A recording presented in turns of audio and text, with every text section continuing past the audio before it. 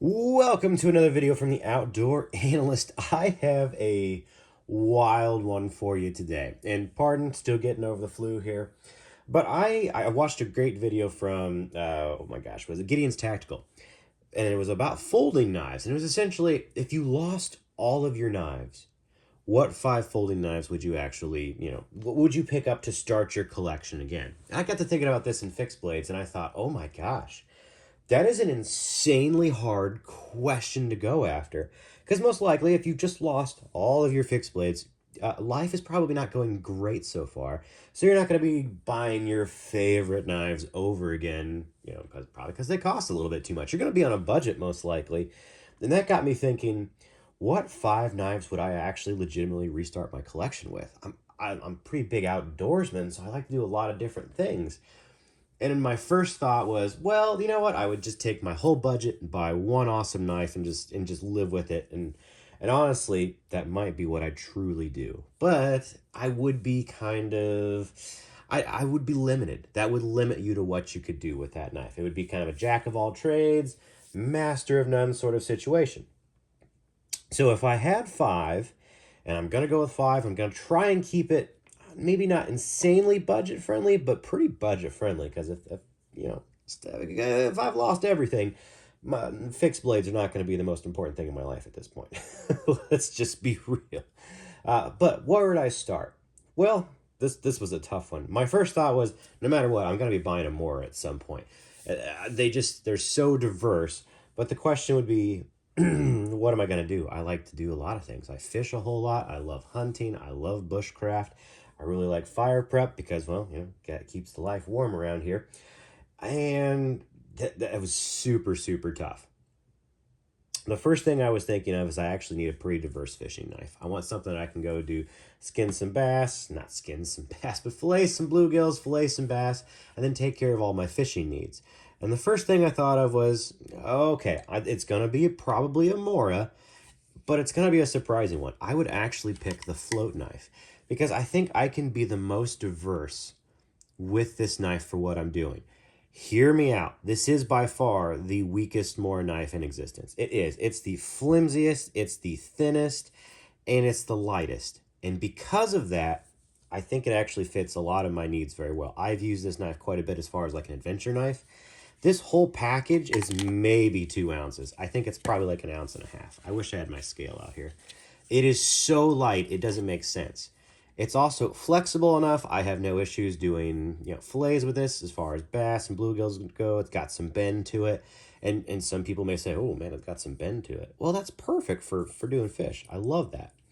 Super thin. Yeah, it is Scandi. So if I need to do kind of maybe a little fire prep on an adventure, totally can. I'm just not going to be batonning this through kindling at all. It's just, that's where I draw the line with this knife. It is too small for it. I love that it floats. It kind of becomes a multi-purpose water knife, adventure knife, fishing knife for me. And I think this literally covers that whole area really, really well. So the Mora float knife is going to be my number 1, which surprised me, believe you me, probably the most.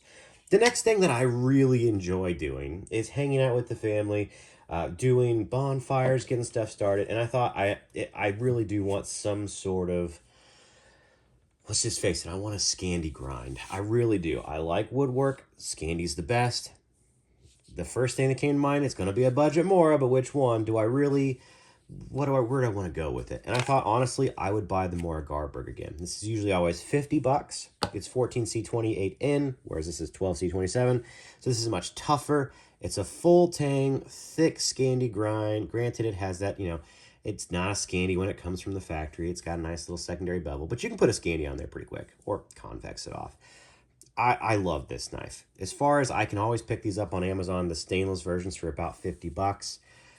It's held its toughness very, very well. I can do all the fire prep that I honestly need. 90-degree spine. I can do everything with this knife. I can start fires, fire steels, no problems. Very comfortable. Do carving and take care of, honestly, a really fun side of my life, and it would be the Mora Garberg. Yeah, it's almost Puko-esque, so there's not a lot of a guard up here, but that's okay. I can completely deal with that. I like that. I really do like it. And I know I just hit two Moras back to back, so we're done with Moras. I'll just going to be honest with you. But those would be a staple. And for, where are we at? 80 bucks, I can pretty much do most of the fun things I like in my life with that. Now, let's kind of move on to really a jack of all trades knife that I would really want, that I want something tough, one that I don't have to worry about. Maybe we're talking about your truck knife. Maybe we're talking about your tactical knife. Maybe we're talking about your hunting knife.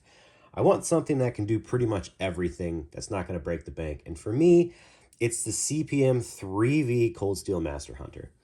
This is a knife for it's almost a one and done jack of all trades. I can put this into every roll. It's a full flat V grind. I have no issues with bushcrafting with this. I have no issues with field dressing with this. It can easily move into a tactical knife if you need it to be, or just that insane wedge of a pry bar because it's CPM 3V. This is a super steel, super tough, and I really do like this design. It's got a great full flat V edge, so if I need to food prep with this as well, I can. It's a little thick, I'm gonna be honest. Not the best food prepper, actually better off with a little more there. But this thing is a really jack of all trades belt knife. I can move this into my hunting rolls because it has a nice rubberized handle. It's good for the winter. It's really good for the winter. This will do everything that I probably really need a knife to do. And it still holds within, usually you can find these around like 90 bucks. Pick a sale, maybe less. So I know I've moved up in price here. Yeah, I know some of the knife guys are going to be like, whoa, this is actually still pretty budget. Yeah, you're right, but it's still not cheap. We're talking, I've just lost most of my life here. This would be a very expensive purchase, and this would be probably one of the one for my first ones, honestly. It'd be like the one and done for the while. 80 or 90 bucks will cover me until I can actually, branch out, get more of a, a fun woodworking knife, get more of a fishing knife. The next thing I would probably go to is I want something for fire prep. Yes, axes are awesome, love them.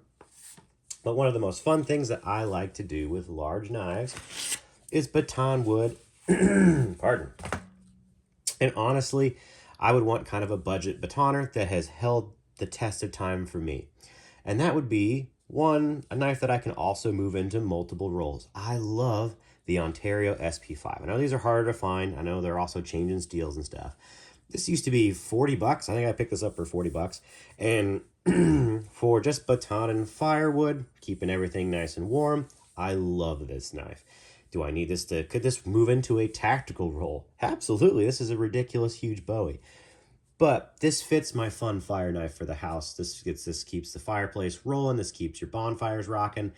And, it kind of multi-forms into a little bit of a machete if you need to. It's kind of a thick machete, but it does work. You can do some delimbing with this, no problems. It's a very versatile, inexpensive, $10.95, carbon steel beast. And it is a beast. 10-inch blade, basically, I think, on this sucker. It's pretty lightweight, very nimble in hand, but I can chop if I need to a little bit. It's a weak chopper. It's mostly for me just a great batoner. But that would cover my big woods needs completely and do it on a budget. And I think this is probably my favorite budget version. Now, Ontario has some really cool big knives. I love this one just for how nimble it is, and I love the Bowie shape on this sucker. It's just a beautiful knife to me. I would definitely be on the list. Now, the last one I'm going to kind of splurge a little because in my mind, I would probably try and pick up a used convex edge knife. And I would want something really for field dressing, honestly. And in my mind, I was trying to think of the one and done knife. If I was only going to buy one knife ever, it'd probably be like a Bark River Bravo 1.25 LT just to do a little bit of everything okay, but nothing great. But if I'm going for 5 and I'm going to spend a little bit more, I would go and find a used version of a gunny, a Bark River gunny or a Bark River like gunny hunter like this. This is in CPM 154. I would try and find one for super, super cheap. I'd be rolling on eBay, I'd be trying to see, hey, who's got some users out there? Because I would happily reprofile it to have a nice, thin, slicey, convex, kind of one and done knife where I could do all my field dressing. Super, super happily put meat on the table. I could go shoot a bunch of squirrels and just zip them up real fast. Absolutely, this is going to be great. I just love this knife as an all-around do-around. And I know this pushes the price point up, but you can probably find a used one. If you really look hard, 100 bucks, 150, find somebody that'll help you out as far as like, okay, things are rough. Just give me an old beater that you'll never use anymore. You can make that happen, I think. And that's probably what I'd be. That'd probably be my fifth. This would be the most versatile, second most versatile, and then more specialized woods knife, more specialized fishing knife, and then just something fun for the woods. I think that's probably what I would end up trying to do if my budget allowed me. If my budget didn't allow me to do that, this might be a buck knife, honestly. It might just be like a buck skinner. What is it, the 103? Take care of that for probably under 50 bucks and have no issues whatsoever. Would it be, as classy, as nice as this? No, but it would get the job done without a problem. So yeah, I think that would be, out of the 5 that I have right now, if I just had to restart over and we're looking at a budget, I think this would be what it would be, because it covers all of my bases, I think, as a knife guy pretty darn well. Now, budget's no question. Well, then this would just, go out the world and you just have 5 immaculately insane knives. Probably a little more custom than they should be. But let's get realistic. If I actually just really was super on a budget, I'd be picking up Mora knives and calling it and just saying, hey, I could pick up a Mora companion and survive for the rest of my life happily on a less than $20 knife. Absolutely, no questions asked. I'd be okay with that. If I had a little more of an option, I might pick up a gunny, just to be like the one and done. I can do probably everything in my life with this. No issues. Food prep, do a little bit of everything with it. Would it struggle in some areas? Absolutely. But overall, it'd be pretty good. But let me know what you think. What would be your 5 if you had to start over? And let's keep it, just sort of budget friendly, because I think that's really where you'd be at that point in time. That's where I know I'd most likely be. Put some comments down there. Like, subscribe. I would appreciate it. I'm a small channel. I thought this was super fun. It actually kind of racked my brain a bit, because I didn't lean to the expensive stuff. I just leaned to, okay, what could I actually get my hands on real quick that I know is just going to do the job? And these popped out at me right off the bat. So yeah, this was fun. Let me know what you think down below, and I will catch you on the next one.